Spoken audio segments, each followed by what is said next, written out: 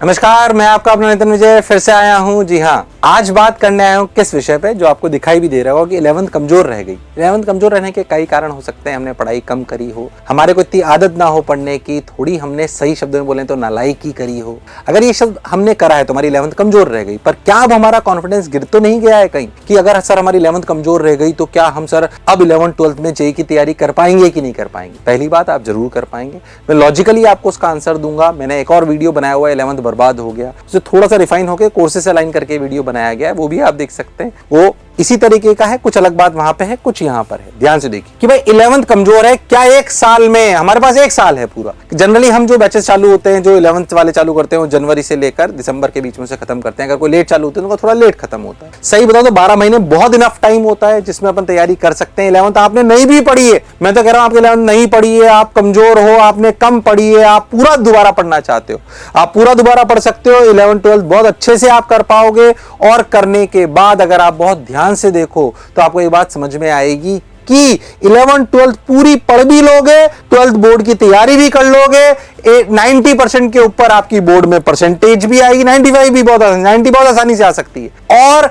आप अपने जेईई के लक्ष्य को पूरा भी कर पाओगे। इसमें कोई शक और संशय वाली बात नहीं है। क्या आगे बढ़े कहानी पे? हाँ सर, क्या हम ये कर पाएंगे? पहली बात तो थोड़ा स्लाइड्स आपके लिए बनाई हुई है ताकि आपको क्लैरिटी से बात समझ में आए। अच्छी बात सर। पहली बात, 12 मंथ की अपनी प्लानिंग है। 12 मंथ की प्लानिंग में 365 दिन है। हम सब लोग जानते हैं इस बात को, नहीं जानते तो चेक करिए। 52 वीक है। नॉर्मल बात जो आप जानते हो वही अपन जानते हैं। 12 वीक में अपन कैसे कर पाएंगे? ये इसलिए क्योंकि हमें हमारी समय हमें पूरा पता है, उसको छोटे छोटे टुकड़ों में तोड़ना चाहिए। तोड़ने से हमें पता होता है हमारे वीकली टारगेट्स होने चाहिए, हमें आ रहे डेज वाइज टारगेट्स होने चाहिए कि आज मुझे क्या क्या करना है। आज मैं आपको इस वीडियो के माध्यम से ये समझाऊंगा कि जो लक्ष्य आप सोच रहे हो कि नहीं हो सकता, कि क्या एक साल में हम 11th या 12th की तैयारी कर पाएंगे, तो वो मैं आपको बताऊंगा कि बहुत आसानी से कर सकते, बहुत आसानी से, है कि नहीं? कि कोई लक्ष्य मनुष्य के साहस से बड़ा नहीं और हारा वही जो लड़ा नहीं, हारा वही जो लड़ा नहीं। और ये लड़ाई आसान है, सिर्फ आपके मस्तिष्क में आपको कल्पना करनी है कि मैं जेईई में सिलेक्ट हो गया हूं और उसके लिए कटिबद्ध होकर मेहनत करनी है। अगर ये सोच लिया तो कर पाओगे, पक्के से मैं आपको कह रहा हूं। खैर आइए, अगर अपन बात करें तो अपन ने बोले कि भाई आपका जो है 11th रनिंग स्टूडेंट्स के रजिस्टर कर सकते हैं इस कोर्स को। खैर वो जनवरी से कोर्स चालू होता है। डिफरेंट कोर्सेज की डिटेल आपको नीचे मिल जाएगी। मैं कोई कोर्स की ब्रांडिंग करने के लिए आपको नहीं आया हूं। हाँ, जाहिर सी बात है, कोर्सेज हमारे पास होते हैं जो बहुत अच्छे से स्ट्रक्चर्ड होते हैं, उनको आप जरूर ज्वाइन करिए, जरूर आप उसको अच्छे से कर पाओगे। इसमें कोई शक और संशय वाली बात नहीं है। कई बार वीडियोज में बच्चे मेरे से पूछते भी हैं, सर आप भी पढ़ाओगे क्या? हाँ, मैं भी पढ़ाऊंगा। हाँ, झूठा वादा आपसे नहीं करूंगा कि पूरी फिजिक्स में पढ़ा पाऊंगा, ऐसा नहीं है। कुछ टॉपिक्स में आपको पढ़ाऊंगा, कुछ आपको ऑनलाइन और हाइब्रिड के मॉडल से आपको पढ़ाऊंगा, बढ़िया पढ़ाऊंगा। अगर मेरे पे विश्वास है तो सारे टीचर्स जो यहां पे पढ़ा रहे हैं वो ही हैं जिन्होंने कोटा में पढ़ा रखा है कम से कम 5 से 8 साल, कम से कम कह रहा हूं मैं आपको, और 2-2 हजार IITian वो बना चुके हैं। सिस्टम आपको बहुत शानदार मिलेगा।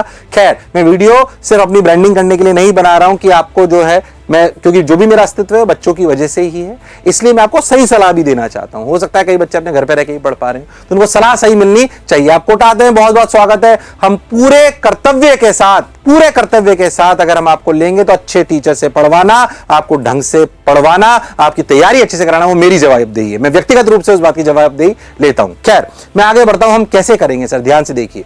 अगर मैं आपको बताऊं तो आपके टेस्ट करीब 40-45 के आसपास आपके टेस्ट होने चाहिए। अगर आप यहां पे आते तो 45 के आसपास आपके टेस्ट होंगे लगभग। उसमें बोर्ड के भी होंगे, उसमें माइनर टेस्ट भी होंगे, उसमें मेजर टेस्ट भी होंगे, अलग अलग वैरायटी के टेस्ट होंगे। ये 40 से 45 के बीच में रहते हैं, कभी तक 50 तक भी जाते हैं अगर कोर्सेज अलग हो। कम से कम इतने टेस्ट आपको देने चाहिए। अगर आप यहां पे भी नहीं हो तब भी आपको कम से कम इतने टेस्ट देने चाहिए, कम से कम, ताकि आपकी तैयारी सही चल रही नहीं चल रही है ये आपको पता होना चाहिए। ओके सर, क्या ठीक है, वेल प्लान, एकेडमिक प्लानर, ये सब आपका होना चाहिए। इस पे मैं ज्यादा बात नहीं कर रहा हूं। मेन बात ये है कि आपका टाइम टेबल क्या होना चाहिए। टाइम टेबल आपका ये होना चाहिए, बिल्कुल आप अच्छे समझ लीजिए। अगर अपन बहुत ध्यान से देखें तो सुबह 7 बजे से लेकर 7:30 बजे तक आधा घंटा आपको 7 बजे उठ जाना है। मैं उन बच्चों की बात कर रहा हूं जो चाहते हैं कि हम 11वीं से 12वीं में जब जाएं तो एक ही साल में हम सिलेक्ट हो जाएं। बहुत बढ़िया, अच्छी बात है सर, एक साल तो है हमारे पास। तो आपको सुबह 7 बजे उठना है, 7:30 बजे तक बिल्कुल तैयार हो जाना है।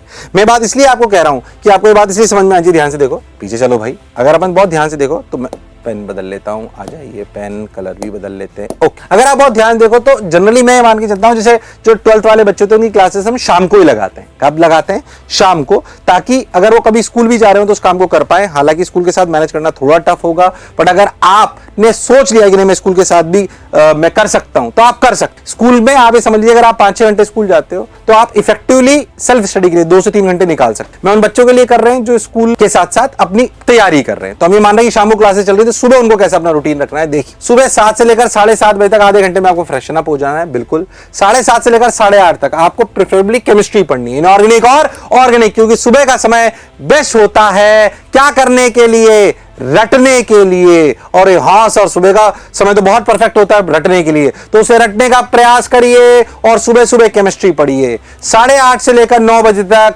अपनी फिजिकल केमिस्ट्री जो भी आपको थोड़ा बहुत पढ़ना है वो आप पढ़ लीजिए। 9 से लेकर 9:30 तक ब्रेकफास्ट करिए।